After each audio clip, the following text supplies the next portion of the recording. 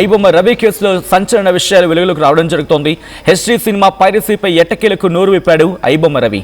Telegram channel ద్వారా సినిమాల పైరసీకి సంబంధించి చేసినట్టుగా చెప్పుకొచ్చాడు. క్యూబ్ నెట్వర్క్ను సైతం హ్యాక్ చేసినట్టుగా తెలుస్తోంది రవి.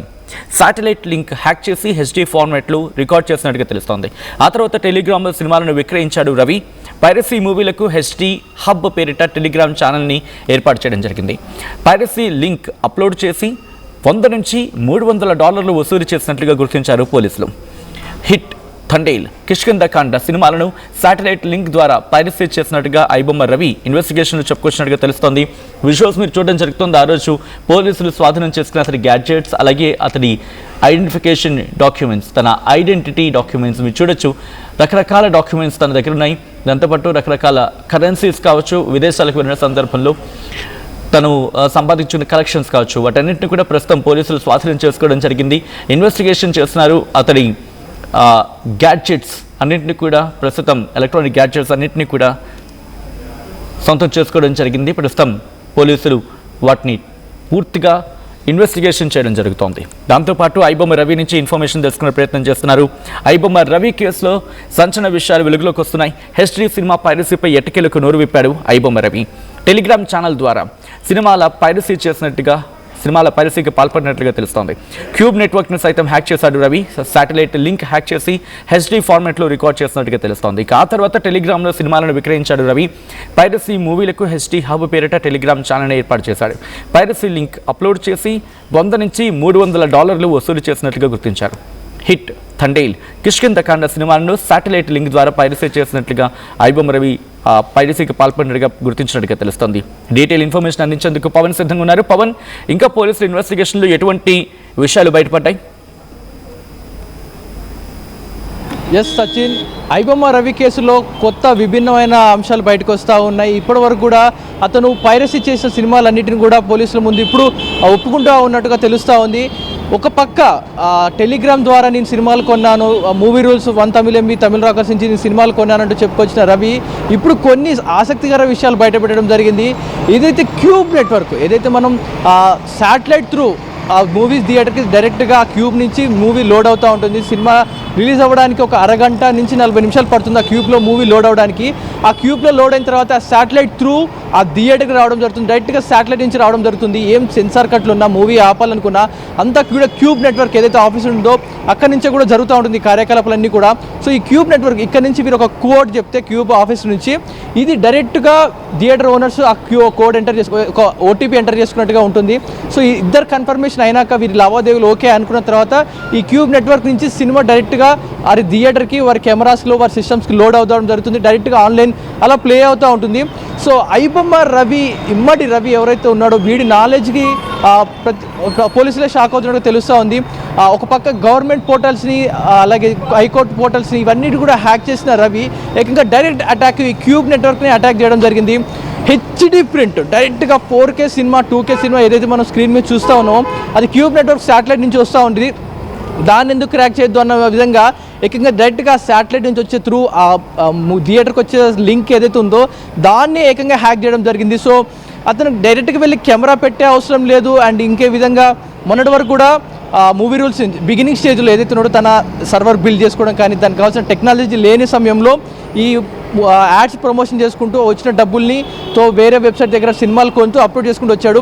వన్స్ తన ఆఫీస్ పెద్దగా బిల్డ్ చేసుకున్నాక, మంచి డబ్బులు వచ్చాక, ఎక్విప్మెంట్ కొన్నాక, శాటిలైట్ని హ్యాక్ చేసే అంత ఎక్విప్మెంట్ వచ్చిన తర్వాత డైరెక్ట్గా ఆ సర్వర్ హ్యాక్ చేసే ఆ శాటిలైట్ని హ్యాక్ చేసి డైరెక్ట్ సినిమాని అలా లోడ్ అవుతూ ఉంటే ఇతని సిస్టమ్ కూడా ఇంకొక కాపీ ఇలా పేస్ట్ అవ్వడం జరిగింది. తిన వెబ్సైట్లోకి సిస్టమ్స్లోకి లోడ్ అవ్వడం జరిగింది. అలాగే cinema Kishkindha Kanda, Thandel, hit cinema ఈ 3 సినిమాల్ని తన అధునాతనమైన టెక్నాలజీతో కాపీ చేసుకోవడం జరిగింది. చాలా సులభంగా ఆఫీసులో తన కరేబియన్ ఐలాండ్స్లో కూర్చొని అక్కడి నుంచి శాటిలైట్ త్రూ ఏదైతే కొన్ని థియేటర్స్ ఉంటాయో, వీక్ థియేటర్స్ కానీ అంత సర్వర్ మెయింటైన్ చేయలేని థియేటర్స్, హై సెక్యూరిటీ పెట్టుకోలేని థియేటర్స్ ఏవైతే ఉంటాయో వాటిని టార్గెటింగ్ చేసి ఆ థియేటర్స్కి లోడ్ అయ్యే సినిమాలని తను కాపీ చేయడం జరిగింది.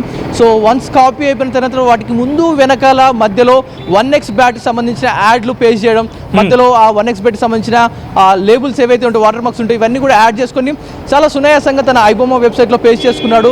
సో ఇలా చేసుకోవడం త్రూ ఆ లింక్ త్రూ చూసిన ద్వారా తను సుమారుగా $100 నుంచి $300 అలా సంపాదించి కూడా రావడం జరిగింది. ఇది పోలీసులకే పెద్ద షాకింగ్ న్యూస్గా కనపడుతూ ఉంది. ఏకంగా గవర్నమెంట్ వెహికల్స్ హ్యాక్ చేశాడు, హైకోర్టు సర్వర్స్ని హ్యాక్ చేశాడు అనుకున్న నేపథ్యంలో హై సెక్యూరిటీగా ఉంటుంది cube network and UFA networks ఏవైతే ఉంటాయో శాటిలైట్ నెట్వర్క్స్, ఈ చాలా ఒకప్పుడు పైరసీ రీల్స్ ఫార్వర్డ్ చేసుకున్న సమయంలో రీల్స్ ఇక్కడి నుంచి ఇంకొకటి తీసుకెళ్ళాలి, ఈ పద్ధతి మార్చాలనే విధంగా ఈ క్యూబ్ అండ్ యూఎఫ్ఏ సిస్టమ్ని తేవడం జరిగింది. ఏకంగా ఈ ఇమ్మడి రవి దాన్నే టార్గెట్గా చేశాడు. కొడితే కుంభస్థలం పగిలిపోవాలన్నట్టుగా దానికే టార్గెట్ చేయడం జరిగింది. ఇప్పుడు ఉన్న నేపథ్యంలో క్యూబ్ నెట్వర్క్ని హ్యాక్ చేశాడంటే ఇతని దగ్గర ఇంకెన్ని గవర్నమెంట్ పోర్టల్స్ కానీ ఇంకెంతమంది సమాచారం ఉంది, ఇతనితో చాలా ఉన్న సమాచారం ఎంత ఉందనే దానిపై పోలీసులు ఇంకా ఆరా తీస్తూ ఉన్నారు. ఇప్పుడు రవిని వదిలిపెట్టడానికి ఇంకా ఆస్కారం లేనట్టుగా కనపడుతూ ఉంది. ఎందుకంటే ఇప్పటికే 12 రోజులు కస్టడీకి తీసుకోవడం జరిగింది 4 కేసుల్లో. ఈ క్యూబ్నే హ్యాక్ చేశాడంటే ఇంకా డాటా చాలా ఉంది, ఇవంతా కూడా అతని దగ్గర నుంచి కలెక్ట్ చేసుకొని మన దగ్గర పెట్టుకోవాలి.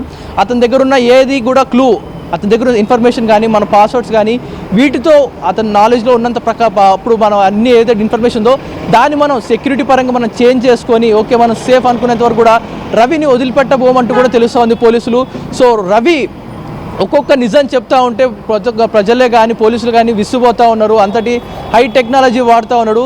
ఓ కరేబియన్ ఐలాండ్స్లో ఉన్న తన ఆఫీస్ కానీ తను వాడుతున్న శాటిలైట్స్ కానీ అక్కడ ఉన్న వర్కర్స్ ఎవరైతే తన కొలీగ్స్ ఉంటారో వారందరినీ కూడా అరెస్ట్ చేసి ఆ నెట్వర్క్ని కొలాప్స్ చేస్తే కానీ ఇప్పుడు నెక్స్ట్ రాబోతున్న హ్యాకింగ్ కానీ ఎథికల్ హ్యాకింగ్ అన్నీ కూడా బ్రేక్ చేయలేమంటూ కూడా పోలీసులు చెప్పుకొస్తున్నట్టు సమాచారం తెలుస్తోంది. Sachin. Right Pavan, thanks for update. మొత్తంగా అయితే మాత్రం ఐబొమ్మ రవి ఇన్వెస్టిగేషన్ కంటిన్యూ అవుతోంది. ఐబొమ్మ రవి కేసులో సంచలన విషయాలు వెలుగులోకి రావడం జరుగుతోంది. హిస్టరీ సినిమా పైరసీలపై ఎట్టకేలకు నోరు విప్పాడు ఐబొమ్మ రవి. టెలిగ్రామ్ ఛానల్ ద్వారా సినిమాల పైరసీకి పాల్పడినట్టుగా గుర్తించడం జరిగింది. క్యూబ్ నెట్వర్క్ను సైతం హ్యాక్ చేశాడు రవి. శాటిలైట్ లింక్ హ్యాక్ చేసి హెచ్డీ ఫార్మాట్లో రికార్డ్ చేయడం జరిగింది. ఆ తర్వాత టెలిగ్రామ్లో సినిమాలను విక్రయించినట్టుగా తెలుస్తోంది రవి. పైరసీ మూవీలకు హెచ్డీ హబ్ పేరిట టెలిగ్రామ్ ఛానల్ ఏర్పాటు చేయడం, పైరసీ లింక్ అప్లోడ్ చేసి $100 నుంచి $300 వసూలుకు పాల్పడినట్లుగా వసూలు చేసినట్లుగా గుర్తించడం జరిగింది.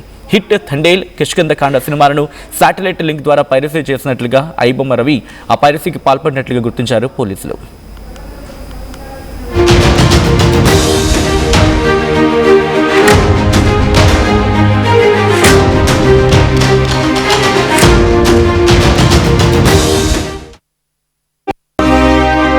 నగల సామ్రాజ్యం పెద్దది. మన వేడుకల్లో నగల పాత్ర పెద్దది.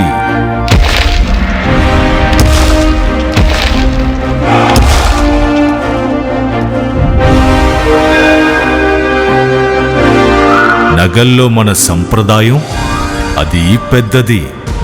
అదే విధంగా నగలు కొనేటప్పుడు మీ సేవింగ్స్ కూడా ఇకపై పెద్దగా ఉంటుంది. బంగారు నగల చరిత్రలోనే లేని విధంగా అన్ని నగల తరుగును ముందు కన్నా ఇంకా తగ్గించాం. ఈ తక్కువ తరుగును చూస్తే వెంటనే నగలు కొనేస్తారు.